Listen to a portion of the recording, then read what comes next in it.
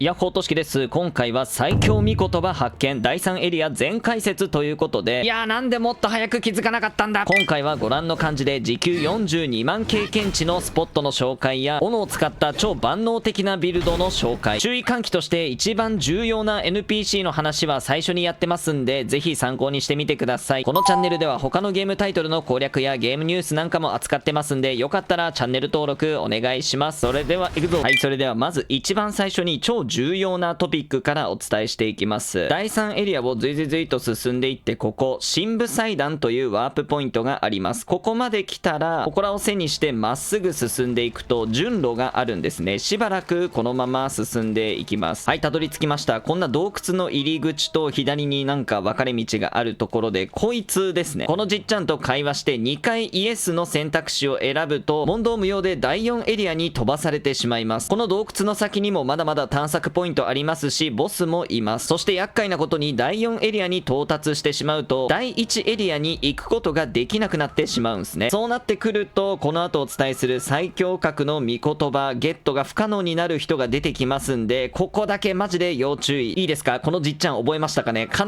ずこいつとは会話しないようにしてください。全火力 27% アップの最強格の御言葉紹介していきます。早速それが何なのかというと、こちらですね。装着時3つの流派スキルを持っていると自身の余ダメージが上昇する。さらに同じようなのが2個目真ん中の枠にここ6つの流派スキルを持っていると自身の余ダメ上昇。この2つを掛け合わせるだけで 27% も上がってしまうんですね。何のデバフというかリスクもなしに余ダメこんなに上げてくれるってマジでやばいっすよね。ちなみに先に解説しておきますが、3つ目の枠まだ第3エリアの状態では持ってないんですが、次がですね9つの流派スキルを持ってると余ダメ上昇があるんですね。これは第4エリアに到達した瞬間にパンダショップに並びます。手持ちの流派スキルっていうのは今例えばこれ怒りの斬撃斧のやつですね、自分で覚えたもの、そして道中のアイテムとしてゲットした武器にオリジナルの流派スキルがついている場合がありますよね。それらはその武器を持っているだけでも流派スキルを所持しているのと同じ効果になっています。ということでですね、要するに武器を拾っていくかこういう流派スキルをどんどん覚えていけば増えると思いますんで、まあ6個ぐらいだったら全然難しくないっすよね。マジでお手軽。それでは実際に本当に上がっているのか検証してみたいと思います。何もセットしていない状態でとりあえず斧の弱攻撃で検証していきますね。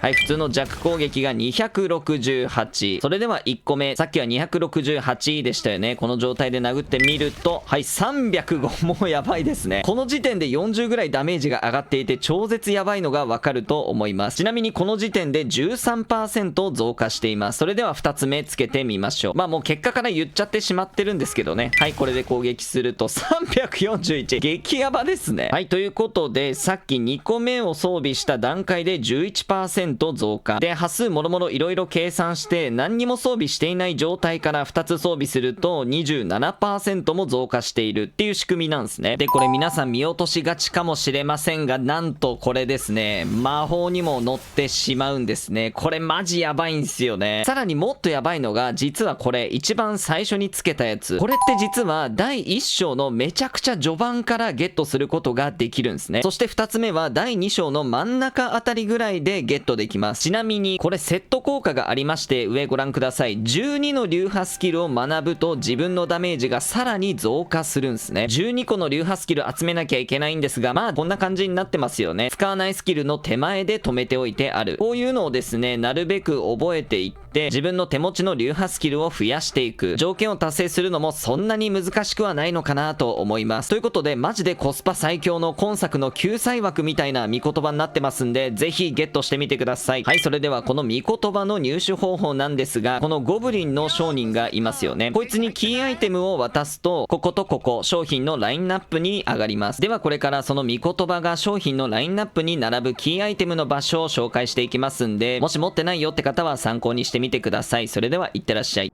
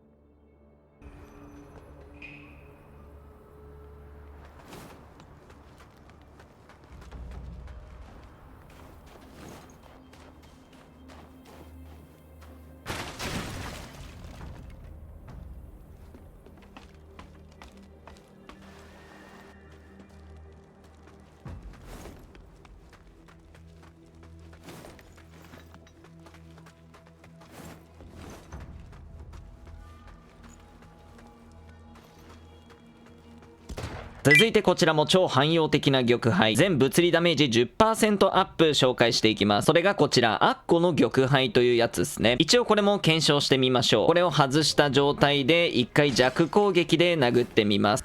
はい、よいしょと、310でしたね。続いては装備した状態でやってみましょう。10% ってことなんで341になるはずですね。はい、しっかりなってますね。これもめちゃくちゃお手軽で火力上がるんで、やばいっすよね。入手方法はこちら、河川の渡し場というところまで進んできてください。はい、飛んできましたら、右に順路に進んでいきます。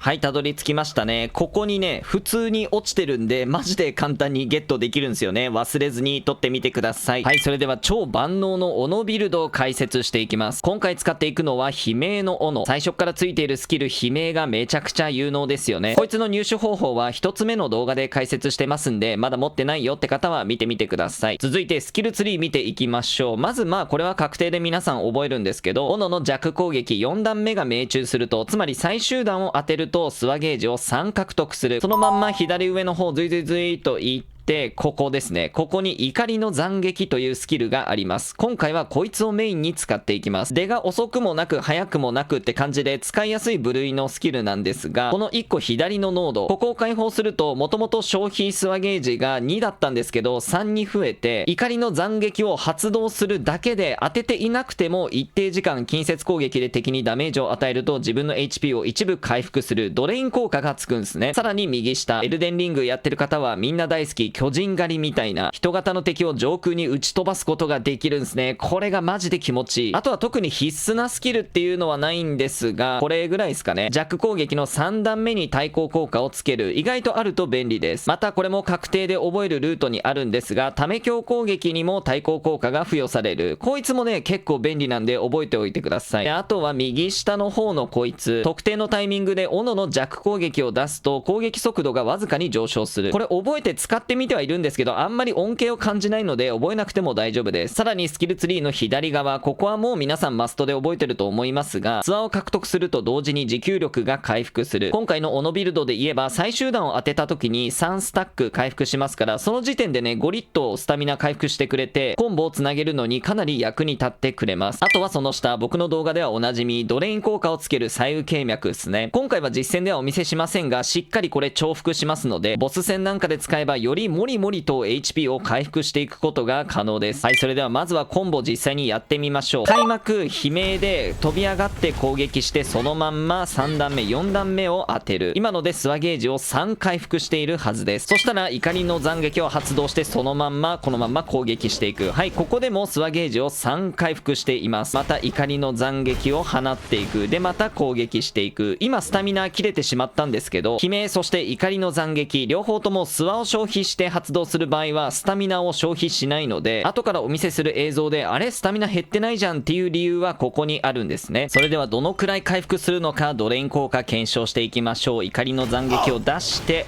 はい、このまま攻撃して、めちゃくちゃやばいですね。はい、 HP めっちゃ回復してますよね。やばいですね。あっという間に倒してしまいましたが、回復量分かりましたかね。しかもですね、これエンチャント時間がめちゃくちゃ長くって、それから攻撃してもまだ回復し続けてくれるんですよね。これめちゃくちゃやばいっすよね。はい、スタミナも今最終弾当てたらスワゲージ獲得したんで回復しましたね。おそらくですね、エンチャント時間20秒ぐらい、15秒から20秒ぐらいはあるかなって体感感じてます。こんだけ長い時間続いてくれたらめちゃくちゃ道中楽になりますよね。もうガリガリ攻撃してるだけでいくら食らったとしても、はい、全然関係ないですね。しかもスワゲージもどんどん回復していくんで、もう無限に回復していくことが可能です。マジやばいっすよね。 HP マックスになっちゃいました。これがな実戦でのコンボです。まずは悲鳴を発動して、敵に攻撃をして、そっから3段目4段目で当ててスワ獲得、そっから怒りの斬撃、もうこっからは怒りの斬撃ループですね。はい、スタミナも減りつつなんですけど HP もゴリゴリ回復してキリアやばいですね。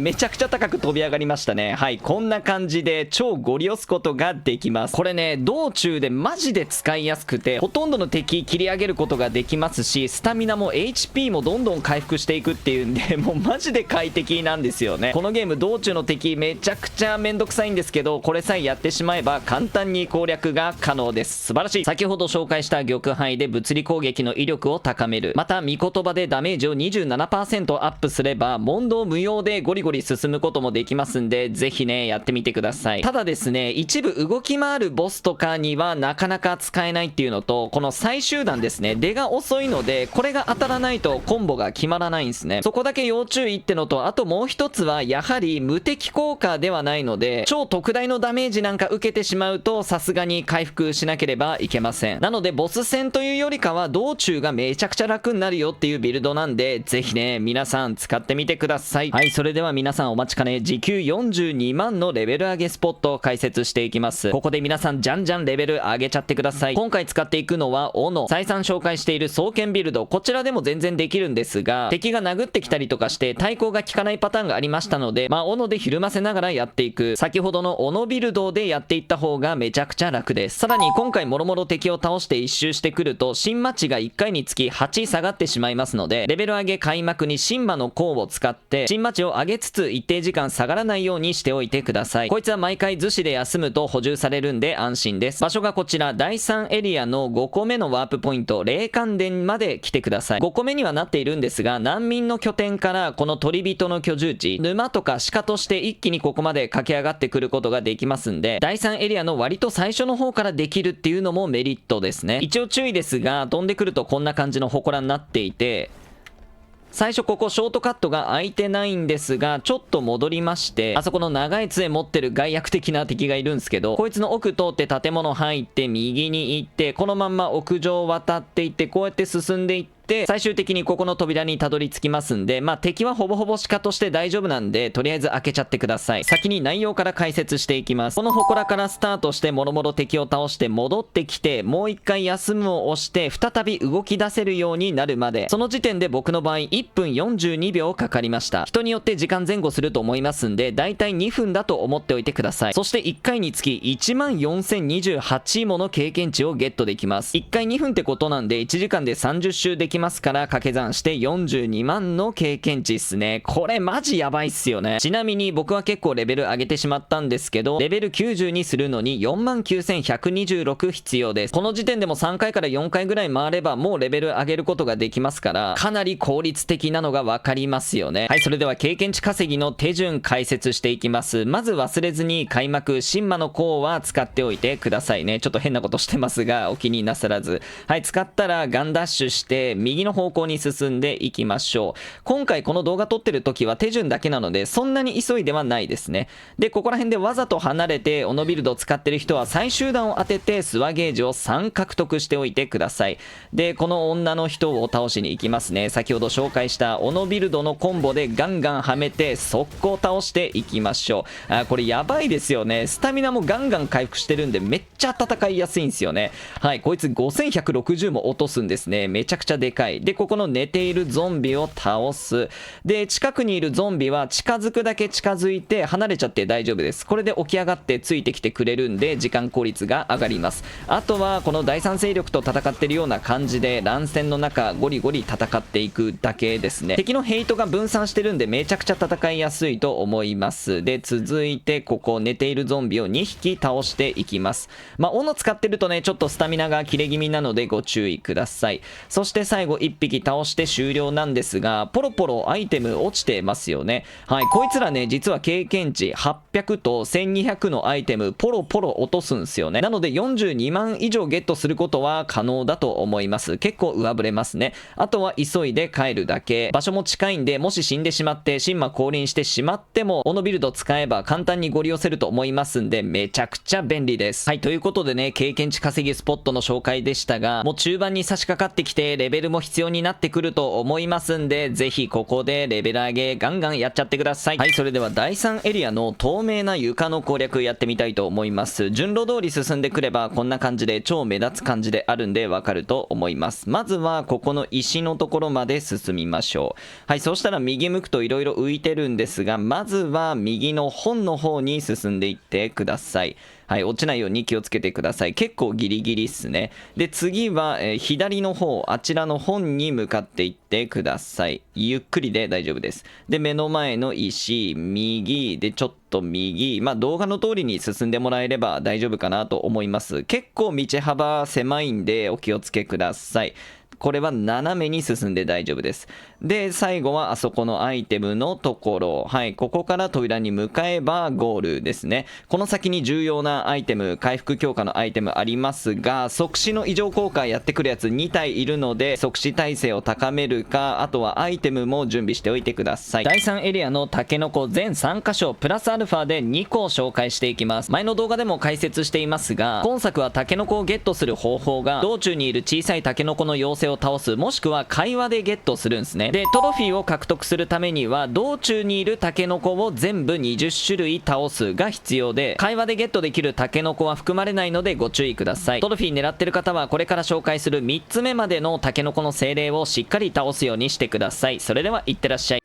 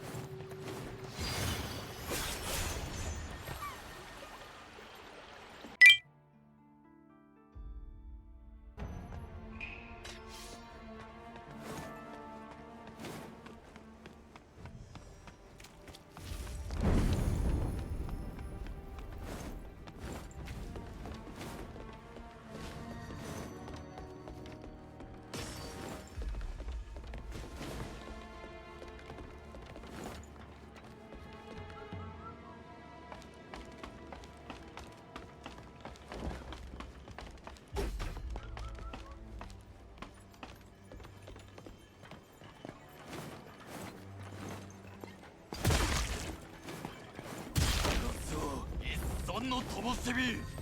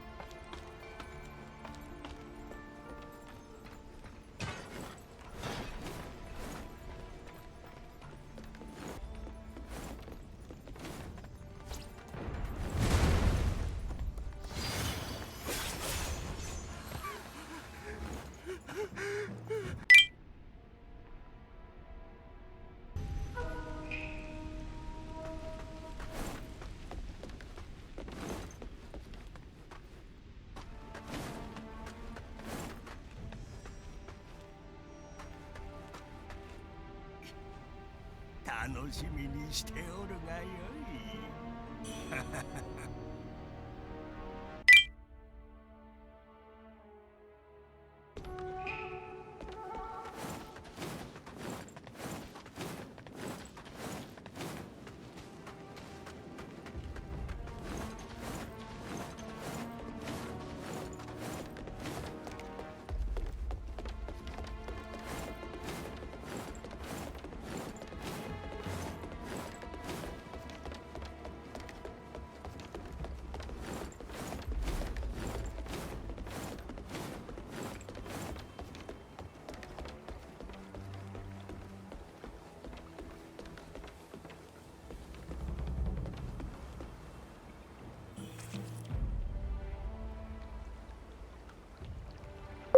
はい、ということでいかがだったでしょうか。最強見言葉発見第3エリア全解説でしたが、いやマジでこのおっちゃん罠すぎないっすかね。間違えて押しちゃったらやり直しってかなりやばいっすよね。今回の経験値スポットでガンガンレベル上げてさらに楽しんでいきましょう。今後もうつろの羽の動画出していきたいと思いますんで、よかったらチャンネル登録お願いします。以上としきでした。さようなら、バイバイ。